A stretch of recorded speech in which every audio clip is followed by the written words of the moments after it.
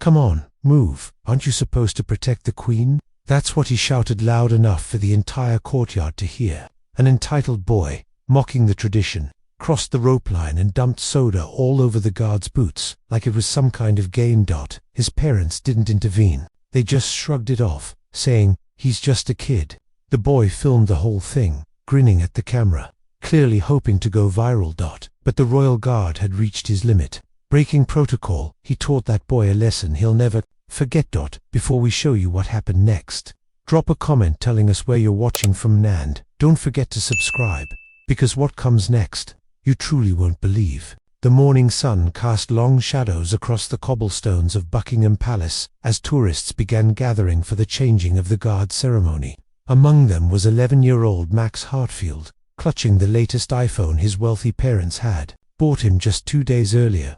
His designer sneakers squeaked against the whetstones as he pushed through the crowd, completely oblivious to the dirty looks from other visitors. Max's mother, Jennifer Hartfield, followed behind him with the exhausted expression of someone who had spent years trying to control an increasingly uncontrollable child. Her husband, Robert, was back at their 5-star hotel, claiming he had important business calls to make, though everyone knew he was simply avoiding another public embarrassment involving his son. The boy had already been acting up during their 3-day London vacation. Yesterday, he'd thrown a tantrum at the Tower of London because the beefeater wouldn't let him touch the crown jewels. The day before that, he'd loudly complained about the fish and chips being gross British food while sitting in a restaurant full of locals, but nothing, absolutely nothing, had prepared anyone for what was about to unfold at the palace. That as the red-coated guards marched into position, Max immediately pulled out his phone and began recording.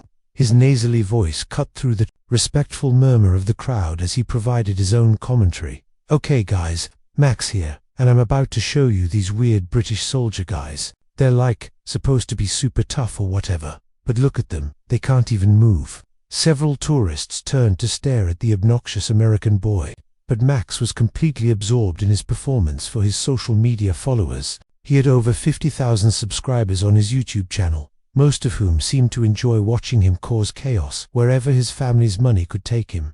The guards, meanwhile, had taken their positions with the precision and dignity that had made them legendary worldwide. Among them stood Sergeant Daniel Kerr, a 34-year-old veteran whose steel-grey eyes had seen things that would haunt most people's nightmares.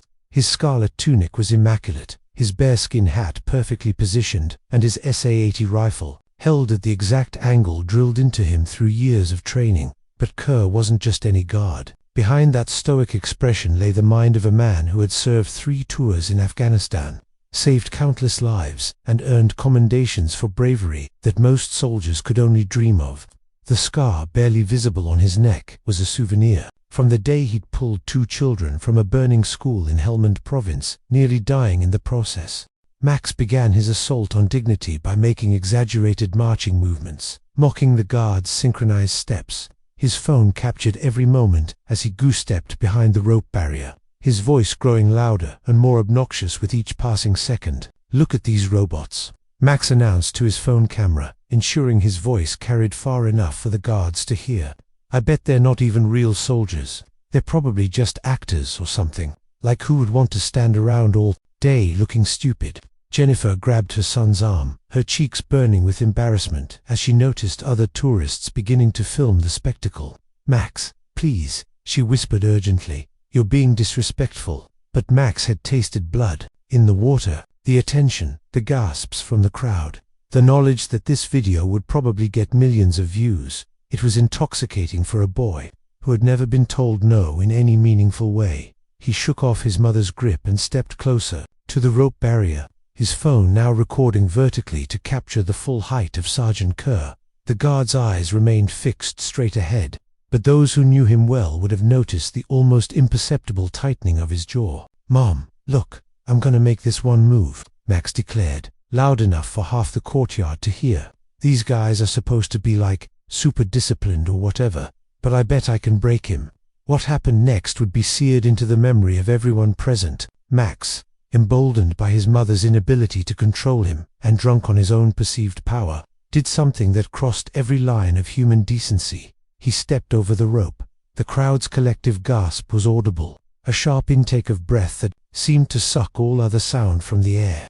Security personnel began moving immediately, but they were positioned too far away to intervene in time. Max, now standing just 3 feet from Sergeant Kerr, held up his phone to capture the guard's face. "What are you going to do now, robot man? You can't move, can you? You're not allowed to break character." The boy began making faces, sticking out his tongue, and waving his hands inches from Kerr's face. The sergeant's breathing remained steady, his eyes forward, his grip on his rifle unchanged. But inside, every fiber of his being was calculating, assessing, preparing. Then Max noticed his large Coca-Cola, still half full from his breakfast at the hotel.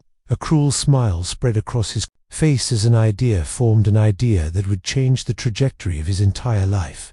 Time seemed to slow as Max raised the cup of soda above Sergeant Kerr's polished black boots. The liquid caught the morning sunlight as it arced through the air, and for a brief moment, the entire courtyard held its breath. The soda splashed across Kerr's boots and onto the pristine stone beneath his feet. The sticky brown liquid stained the leather that the sergeant had spent an hour polishing that morning. Each drop a violation of everything the uniform represented. But it wasn't just the soda, it was what it symbolized. Max had just committed an act of assault on a member of Her Majesty's forces. He had violated centuries of tradition, disrespected a man who had bled for his country, and done it all while filming himself for entertainment. The silence that followed was deafening. Even the ever-present London traffic seemed to pause in shock. Tourists lowered their cameras, parents pulled their children closer, and security personnel began moving with renewed urgency. Sergeant Kerr remained motionless, but something had changed in his eyes. The professional distance was still there, but beneath it was something else, something that made Max's smug expression begin to falter. Inspector Olivia Trent was the first to reach them. A 20-year veteran of palace security, she had seen tourists behave badly before, but this was beyond anything in her experience. Her hand landed on Max's shoulder, with the weight of absolute authority. "Young man," her voice cut through the silence like a blade. "You have just committed assault on a member of Her Majesty's Guard. You are under arrest." Max's phone clattered to the ground as the reality of his situation began to sink in. "What? No, I was just joking. It's just soda." But Inspector Trent wasn't interested in his protests. She had seen the whole thing, had watched this entitled American child escalate from rudeness to actual criminal behavior. And she was done with tolerance. Jennifer Hartfield pushed through the crowd, her face pale with horror. "Officers, please, he's just a child. He didn't mean any harm." "Ma'am," Trent's voice remained professional but cold.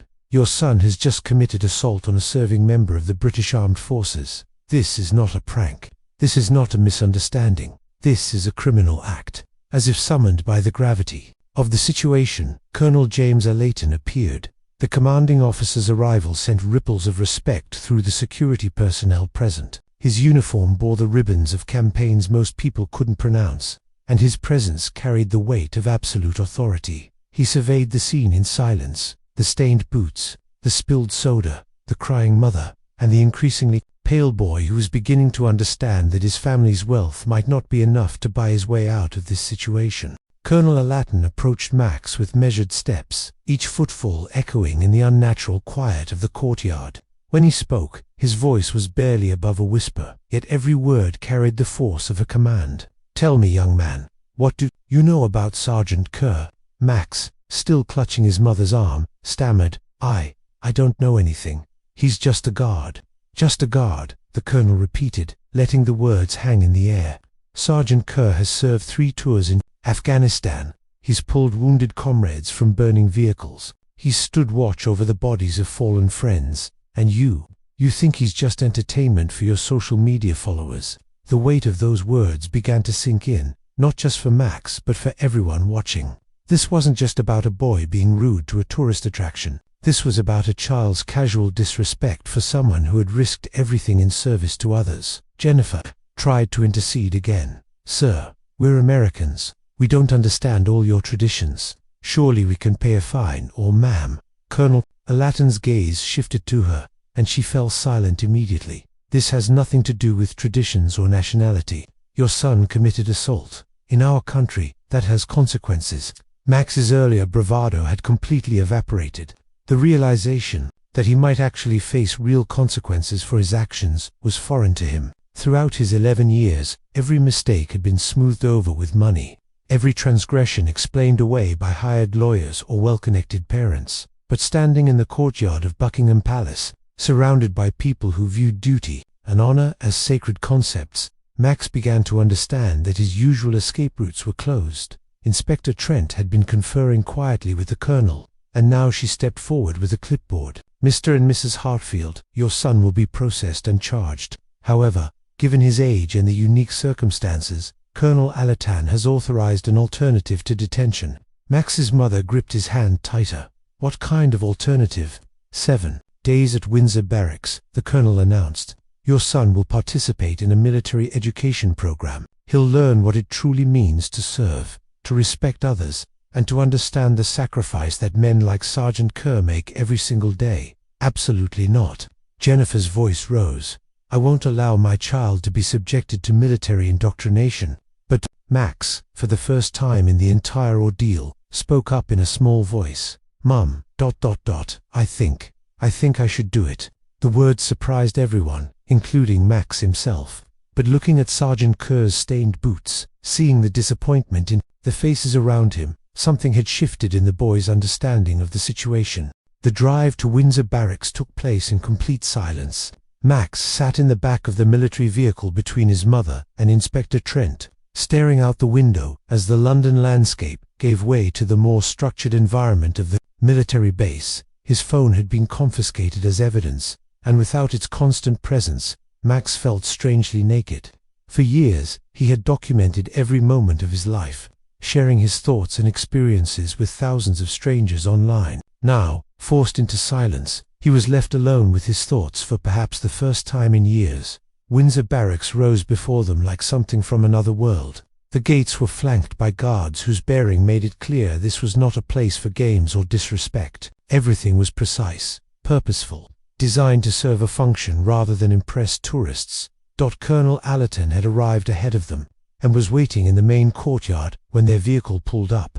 Beside him stood a man who would become central to Max's transformation over the coming week, Sergeant Major William Harrison, a 30-year veteran whose weathered face told the story of a life dedicated to shaping raw recruits into soldiers. "Master Hartfield," Sergeant Major Harrison's voice carried the authority of someone accustomed to absolute obedience. "For the next 7 days, you belong to us. There will be no special treatment, no accommodation for your age, and no escape from the consequences of your actions." Jennifer started to protest, but Colonel Alatan raised a hand. "Ma'am, you have 2 choices. Your son can face criminal charges in civilian court, with all the publicity that entails, or he can complete this program and learn something valuable in the process." The choice wasn't really a choice at all, and everyone knew it. Max would stay. As his mother was escorted to the visitors' quarters, Max found himself alone with Sergeant Major Harrison and 2 young corporals who would serve as his guides through the program. The base around him buzzed with activity, soldiers training, vehicles moving with purpose, the constant underlying rhythm of military efficiency. "First lesson," Harrison announced, "is respect. You'll address every soldier here as sir or by their proper rank. You'll stand when spoken to unless told otherwise, and you'll remember that everyone here has earned their position through service and sacrifice." Max nodded, his earlier arrogance completely gone. The reality of his situation was sinking in with each passing moment. His first task was simple in concept but brutal in execution. Clean Sergeant Kerr's boots. The very boots he had stained with soda were brought to him, along with a kit of polishing supplies and detailed instructions on military standards for boot care. "You'll polish them until they meet regulation standards," one of the corporals explained. "And regulation standards mean you can see your reflection clearly in every inch of leather." For a boy who had never been asked to clean up after himself, the task was overwhelming. His soft hands, more accustomed to gaming controllers than physical labor, began to blister within the first hour. But each time he thought about quitting, he remembered the look in Sergeant Kerr's eyes as the soda had splashed across those boots. By the end of his first day, Max had learned more about genuine exhaustion than he'd experienced in his entire life. The boot polishing had taken 6 hours, and his finished product was rejected 3 times before finally meeting standards. His hands were raw, his back ached, and he was beginning to understand that military precision wasn't just about looking good, it was about discipline, attention to detail, and respect for the tools of one's trade. That evening, he was introduced to his temporary quarters, a sparse room with a single bed, a small desk, and a window that looked out onto the parade ground. There was no television, no gaming system, no internet connection, just silence and the distant sound of soldiers going about their duties. For dinner, he joined the regular mess hall, where he learned another crucial lesson about military life. Hierarchy and respect weren't just concepts, they were living, breathing aspects of every interaction. He watched as junior soldiers deferred to their superiors, as conversations stopped when senior officers entered, as everything functioned according to rules and traditions that had been refined over centuries. His second day began at 0500 hours. With reveille, Max had never been awake at 5 in the morning by choice, and the shock of the wake-up call left him disoriented and cranky. But Corporal Davies, one of his assigned guides, made it clear that complaints would not be tolerated. In the real army, Davies explained as Max struggled into his borrowed uniform, soldiers don't get to sleep in because they're tired. They don't get to skip duties because they're uncomfortable. They do their job regardless of how they feel, because other people depend on them. The morning's activity was physical training, and Max quickly discovered that his privileged lifestyle had left him woefully unprepared for military fitness standards. While the regular soldiers moved through their routines with practiced ease, Max gasped and struggled through basic calisthenics that children his age should have found manageable. But more important than his physical limitations was what he observed. During training, he watched soldiers encourage each other, push through obvious fatigue, and maintain their standards even when no one was watching. It was a culture of mutual support and personal accountability that was completely foreign to his experience. During a break in training, Max found himself in conversation with Private Wilson, a 19-year-old soldier who had joined the army, straight from school. Wilson's easy confidence and obvious competence made Max curious about what drove someone to choose military service. "Why did you become a soldier?" Max asked, genuinely interested for perhaps the first time in the week. Wilson's answer was simple but profound. "My dad served, his dad served. But mainly, I wanted to be part of something bigger than myself. I wanted to know that my life mattered, that what I did made a difference." The concept of service, of deliberately choosing a difficult path because it served a greater good, was revolutionary to a boy who had been raised to believe that personal desire was the highest virtue. On his third day, Max was introduced to military history, not through dry textbooks but through the living memory of the soldiers around him. Sergeant Major Harrison, despite his gruff exterior, proved to be a compelling storyteller, and he began to paint a picture of military service that Max had never imagined. He learned about the Falklands War from a veteran who had been there, about peacekeeping missions in Bosnia from soldiers who had served multiple tours, about the daily reality of modern military operations from men and women who had lived it. But most importantly, he began to learn about Sergeant Kerr. The man Max had mocked and humiliated was revealed to be something of a legend within the regiment. His actions in Afghanistan had saved dozens of lives, but it was his character during quieter moments that had earned him genuine respect. He was known for mentoring young soldiers, for maintaining impossible standards for himself, and for never asking others to do something he wouldn't do himself. The scar on his neck, Harrison explained during one of their history sessions, came from his third tour. Intelligence reported that Taliban forces were using a school as a weapons cache. Standard procedure would have been to call in an airstrike and level the building, but Kerr had learned that 2 children were being held inside the headmaster's kids, used as human shields. Max listened with growing horror and fascination as Harrison continued the story. Kerr volunteered to go in alone, said he'd rather risk one life than guarantee the death of innocents. He spent 8 hours in that building, moving room by room, eliminating threats and searching for those children. When he found them, they were terrified, barely conscious from dehydration. The building was rigged to explode, but he couldn't leave them behind. Harrison paused, letting the weight of the story sink in. He carried those children through a collapsing building while taking fire from multiple positions. The beam that gave him that scar also gave him a concussion that should have killed him, but he got those kids out alive. That's who you covered with soda, son. That's who you thought was just entertainment. The story hit Max like a physical blow for the first time. he began to understand the magnitude of what he had done. It wasn't just disrespectful behavior toward a stranger, it was a deliberate humiliation of someone who had risked everything to save others. That night, unable to sleep, Max found himself staring out his window at the parade ground, where soldiers continued their duties even in darkness. He thought about those 2 children in Afghanistan, about Sergeant Kerr's decision to risk his own life for strangers, about what it meant to be responsible for something greater than yourself. His 4th day brought a new challenge: weapons training. Under careful supervision, Max was introduced to the SA-80 rifle that guards like Sergeant Kerr carried during ceremonies. The weapon was heavier than he had expected, and holding it properly required strength and coordination he didn't possess. "This isn't a toy," Corporal Davies explained as Max struggled with the basic handling procedures. "This is a tool that soldiers depend on to protect themselves and others.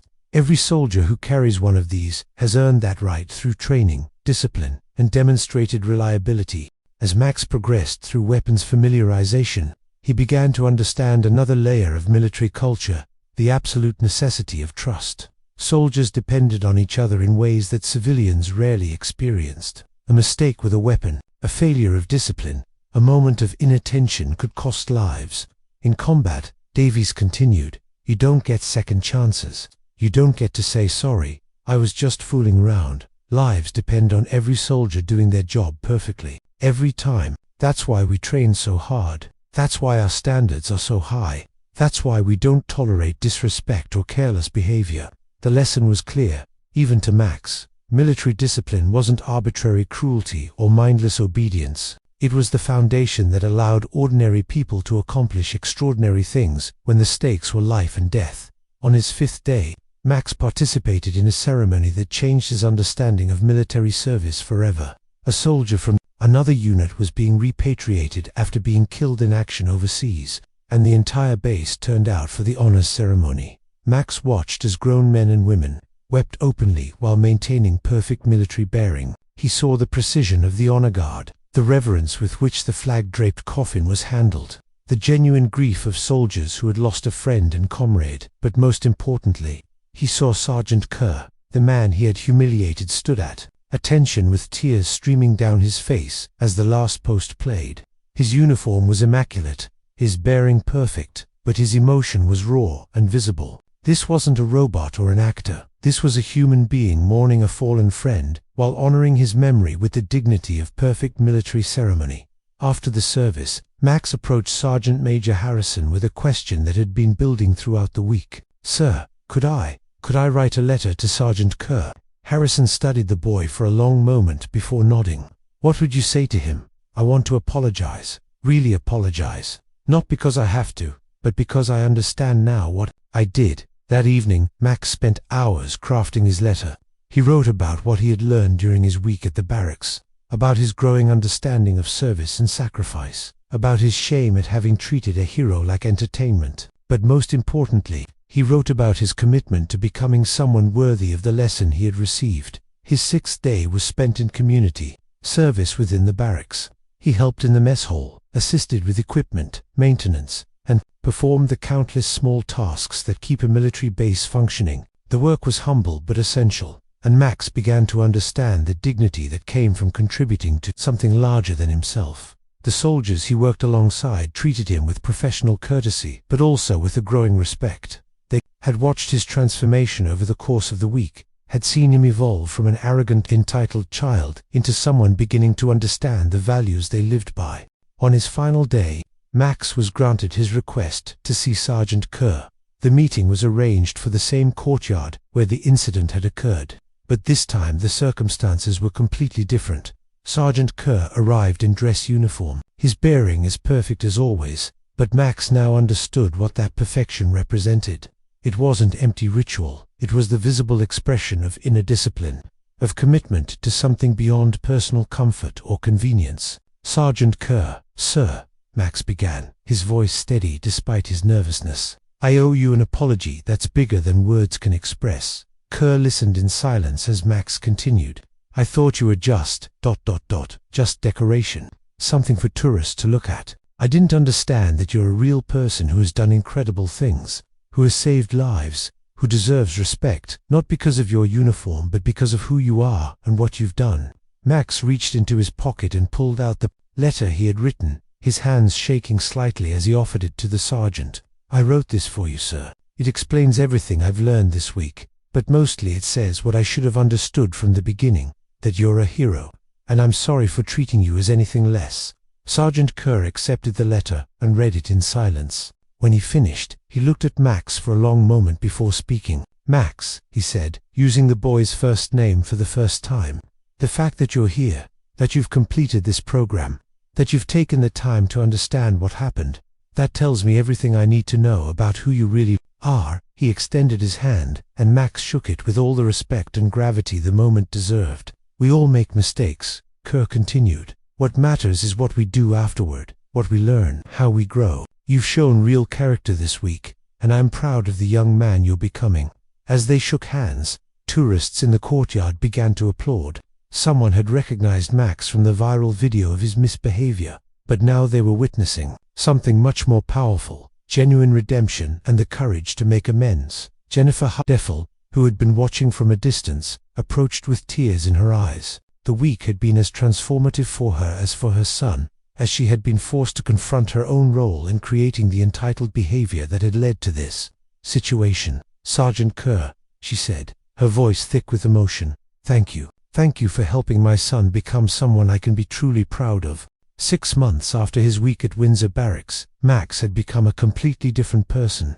He had joined his school's junior ROTC program, where his understanding of military values and his respect for service members had made him a natural leader among his peers. His YouTube channel, which had once showcased his bratty behavior and disrespectful stunts, had been completely transformed. Now he used his platform to educate other young people about military service, to share the stories of veterans, and to promote the values of respect and responsibility he had learned during his punishment. The video of his original misbehavior at Buckingham Palace still existed online, but it had been overshadowed by the story of his transformation. News outlets had covered his journey from entitled brat to respectful young man, and Max had become an unlikely spokesman for the power of accountability and genuine consequence. He maintained regular correspondence with several of the soldiers he had met at Windsor Barracks, including Sergeant Kerr, who had become something of a mentor to the boy. Their relationship had evolved from victim and perpetrator to something approaching friendship, built on mutual respect and shared understanding of what it meant to grow from one's mistakes. Max's mother had also changed dramatically. The week of her son's punishment had forced her to examine her own parenting and the way she had shielded him from consequences throughout his life. She had enrolled in parenting classes, begun volunteering with military families, and committed to raising her son with the kind of accountability and respect for others that she had failed to instill in his early years. The transformation wasn't complete at 13. Max still struggled with the entitled impulses that had been reinforced throughout his childhood, but he now had tools to recognize those impulses and the discipline to choose better responses. His respect for military service had evolved into a broader understanding of civic duty and personal responsibility that would guide him for the rest of his life. On the first anniversary of his incident at Buckingham Palace, Max returned to London with his mother, but this time as tourists with a deeper appreciation for what they were witnessing.